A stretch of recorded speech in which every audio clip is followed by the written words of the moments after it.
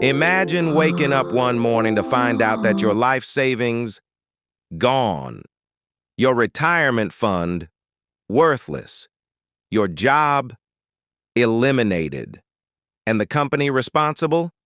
One of the most trusted names on Wall Street. September 15th, 2008. Lehman Brothers, a 158-year-old financial institution, filed for the largest bankruptcy in American history. $639 billion in assets. Vanished. But here's what they don't tell you. This wasn't just a bankruptcy. This was a carefully orchestrated house of cards that Wall Street knew was collapsing, and they kept selling anyway. Today, we're diving into the real story behind Lehman Brothers, a story of greed, deception, and a scam so big it nearly destroyed the global economy. And trust me, it's way bigger than you think. But before we expose one of the biggest financial frauds in history, hit that subscribe button. Because understanding how they scammed millions is the first step to making sure it never happens to you. Let's rewind. Lehman Brothers wasn't some shady startup.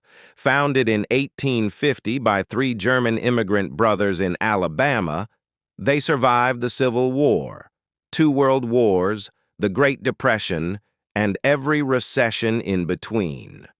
By the 2000s, they were the 4th largest investment bank in America. In 2007, Lehman Brothers reported record profits of $4.2 billion. Their stock was soaring. CEOs were getting multi-million-dollar bonuses. Everything looked perfect. But behind the scenes, a different story was unfolding. The housing market was booming. Home prices were skyrocketing, and banks like Lehman Brothers had found a gold mine, subprime mortgages. These were loans given to people who honestly couldn't afford them. Bad credit? No problem. No income verification? Sign here anyway. But here's where it gets interesting. Lehman Brothers wasn't just giving out these risky loans. They were doing something far more sinister. Here's how the scam worked.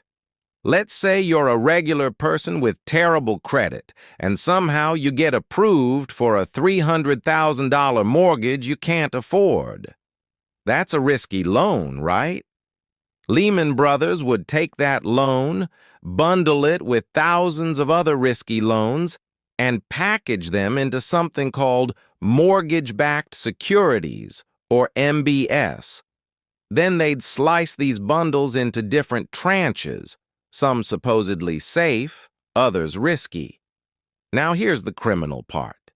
They'd get credit rating agencies, companies whose job is to tell investors how risky an investment is, to rate these toxic assets as AAA, the same rating as U.S. Treasury bonds, the safest investment possible.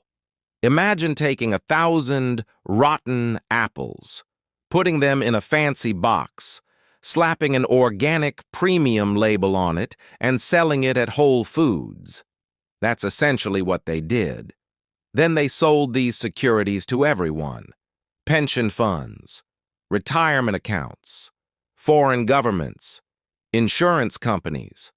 All of them thought they were buying safe investments, but they were buying garbage wrapped in a bow. And Lehman Brothers? They made billions in fees. Every time they packaged these loans, every time they sold them, they collected their cut. The executives got their bonuses. The traders got their commissions. But it gets worse. By 2007, Lehman Brothers was leveraged 31-to-1. That means for every dollar they actually had, they borrowed $31 to gamble with. They were essentially playing poker with money they didn't have, betting it all on a housing market that couldn't possibly keep going up forever. CEO Dick Fuld nicknamed the Gorilla for his aggressive tactics, was taking home $485 million between 2000 and 2008, all while knowingly sitting on a ticking time bomb. But here's where this goes from sketchy to straight-up fraud. Internal emails later revealed that Lehman executives knew their mortgage-backed securities were tanking as early as 2007. They knew the housing market was collapsing. They knew their balance sheet was a disaster. So what did they do? Did they come clean? Did they warn investors? No. They used something called Repo 105. Repo 105 was an accounting trick that allowed Lehman Brothers to temporarily move $50 billion in debt off their books right before quarterly reports. They'd sell assets with an agreement to buy them back days later after the financial statements were published. It's like maxing out your credit cards, then hiding them in your friend's drawer before your spouse checks the bank account. Technically not lying, but definitely deceiving. The result? Their financial statements looked healthy. Investors kept buying. Clients kept trusting. All while, the executives knew the company was drowning. By early 2008, the cracks were showing. Bear Stearns had collapsed in March. The housing market was in freefall. Foreclosures were everywhere. But Lehman kept selling, kept lying, kept collecting fees. September 2008. Lehman Brothers stock was in freefall. They were desperately looking for a buyer. The federal government was in emergency meetings. And then, nothing. The government decided not to bail them out. September 15th, 2008. Lehman Brothers filed for bankruptcy, $639 billion in assets. Gone. Over 26,000 employees lost their jobs. Their stock, once worth $86 per share, became worthless. But the real damage was just beginning. Because Lehman Brothers was so interconnected with the entire financial system, their collapse was like pulling the bottom card from a house of cards. Within days, the stock market crashed. Credit markets froze. Banks stopped lending. Companies couldn't make payroll. The entire global financial system was on the verge of complete collapse. Over 8 million Americans lost their jobs. 10 million lost their homes to foreclosure. Retirement accounts were cut in half. College funds evaporated. Lives were destroyed. The total cost to the global economy? An estimated $10 to $20 trillion. That's not million. That's trillion, with a T. And the executives who caused it? Dick Fuld eventually paid $90 million in settlements, but walked away with hundreds of millions more. Most Lehman executives faced no criminal charges. They kept their mansions, their yachts, their lifestyles. Meanwhile, regular families lost everything.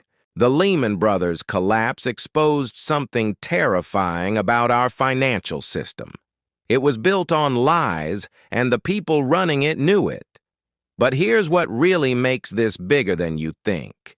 Lehman Brothers wasn't an isolated case. They were just the most spectacular failure. Nearly every major bank on Wall Street was doing the same thing, creating toxic assets, using accounting tricks, lying to investors. The government ended up bailing out the other banks, $700 billion in taxpayer money through the TARP program. Banks that were too big to fail got rescued, but Lehman, they became the scapegoat. In response, Congress passed the Dodd-Frank Act in 2010, implementing new regulations to prevent another crisis. But many of those protections have since been rolled back. And here's the scary part. Many of the same conditions that led to 2008 are creeping back. Risky lending practices, complex financial instruments that nobody fully understands, banks that are even bigger than before. So what's the lesson here?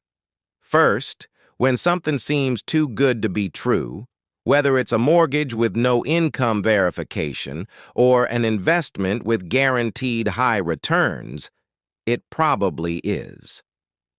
Second, the people managing your money don't always have your best interests at heart. They have their bonuses, their quarterly numbers, their stock options. And third, the financial system is more fragile than it appears. It's built on trust, and when that trust breaks, everything collapses. The Lehman Brothers collapse wasn't just a bankruptcy. It was a symptom of a system that rewards risk-taking with other people's money and punishes failure with other people's pain. 158 years of history, destroyed in a weekend. Millions of lives affected. And the people responsible? Most of them walked away just fine. That's the financial scam bigger than you think. If this opened your eyes to how the financial system really works, smash that like button and subscribe for more deep dives into the stories they don't want you to know. And drop a comment below. Do you think we've learned from 2008, or are we heading toward another crisis? Thanks for watching. I'll see you in the next one.